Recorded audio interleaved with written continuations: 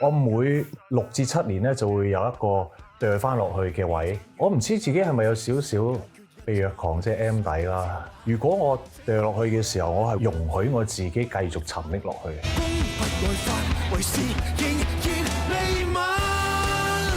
低處未見低，再落低啲，因為我係一定要跌到好痛，我先至識得醒，我就知道呢一個課題個天要俾啲乜嘢我，咁從而去修正自己咯。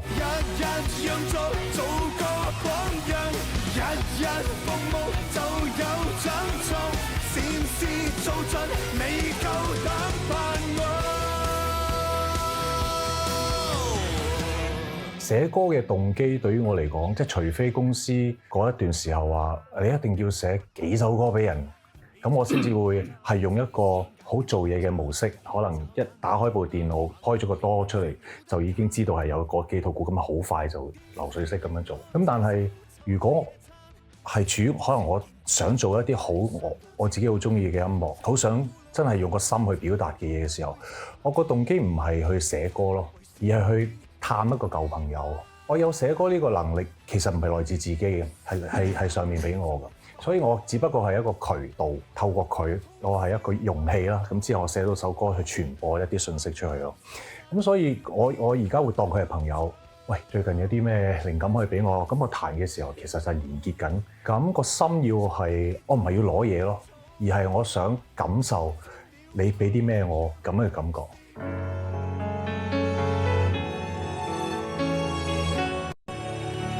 係呢幾年先至知道，呢一個能力可能會有一日冇咗，突然間醒咗，我寫唔到歌，即係好似金庸先生佢都係寫咗好多小説，突然間佢一日佢再寫唔到，佢係停咗。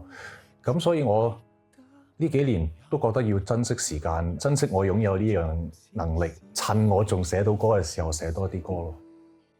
這秒針轉個彎，繁華極短暫，一切是或惡，聚或散，也定了早晚，永有着時間驅使。歷史的恩怨時代的事，仰首太空，再看清一片藍圖星宿，怎麼那北斗永亮透？只可半生奔馳，好比試管嬰兒，從洞裏解不破的暗示。呢一首歌其實係7-8年前倒寫，咁但係個副歌係舊年年底先寫嘅。我擺低咗呢個 demo 好耐嘅，記得舊年年中嘅時候，拎翻出嚟聽，我覺得好有一種我細個夾 band 嘅感覺。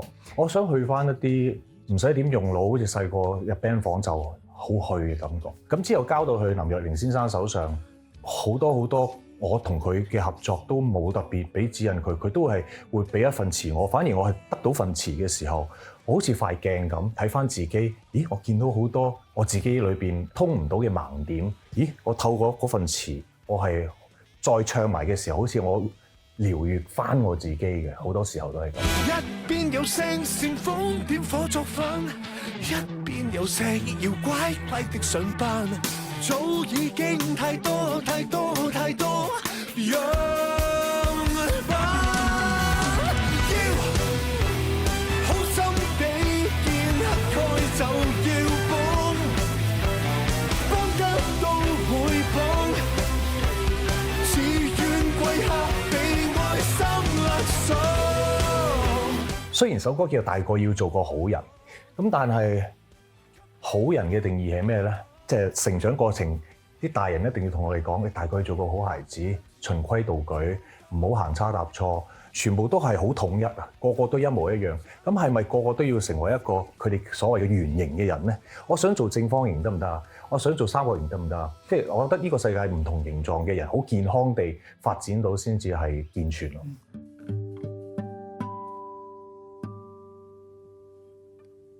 對於好人或者係一個完整嘅人，我覺得係一個過程嚟㗎。我套用尼采嗰個隱喻就係，有3個 steps 嘅。第一個 steps 嘅時候就係一隻駱駝，大家做緊嘢你就跟住做啦，冇事嘅，安全嘅。第二個階段咧，尼采就係形容為一隻獅子。我開始想反叛，我覺得呢個世界可以唔係咁嘅喎，我想做我自己中意嘅嘢喎，我唔需要一定跟隨個規矩嘅喎，開始反抗啦，開始會挑戰唔同嘅界線。咁但係同一時間，你有呢個挑戰嘅時候，你反叛係咪屬於壞咧？咁你要開始會反思，中間嗰個獅子階段其實係一個頑皮嘅自己，你嗰個天真無邪，以前自己仲未有俾嗰個規矩染污嘅時候，咁所以你要好健康地駕馭到呢隻動物，你就可以成為尼采第3個階段嘅小孩。我經過晒所有好 hardcore 嘅階段，然之後我成為咗。我知道咁樣做係反叛，但係佢哋知道我做嘅嘢係唔會傷害人類，但係我好成熟地去做嘅。我計過嘅，我每6至7年咧就會有一個掉翻落去嘅位，即係我覺得係上面佢會俾我低潮嘅時候，係俾我去重新去反思，俾我去沉澱我前面條路點樣行。我唔知自己係咪有少少被虐狂，即係 M 底啦。如果我掉落去嘅時候，我係會俾容許我自己繼續沉溺落去。我有一首歌叫做《Fall》，就係講呢樣嘢。你喺低潮嘅時候，我會同自己講：喂，低處未見低，再落低啲。因為我係一定要跌到好痛，我先至識得醒嗰啲人嘅。我唔係可能啲人講你一兩句啊，叮，我醒咗我就上翻去。咁我沉溺嘅時候，我會有一個逃生門嘅，我一定要知道個逃生門喺邊。但係我會容許我自己拉住逃生門條繩，但係我俾我自己落去先。係啦，掂一掂，知道自己幾痛，我就知道呢一個課題。個天要俾啲乜嘢我，見到自己盲點同埋唔好嘅點，咁從而去修正自己咯。自願跪下被愛心勒索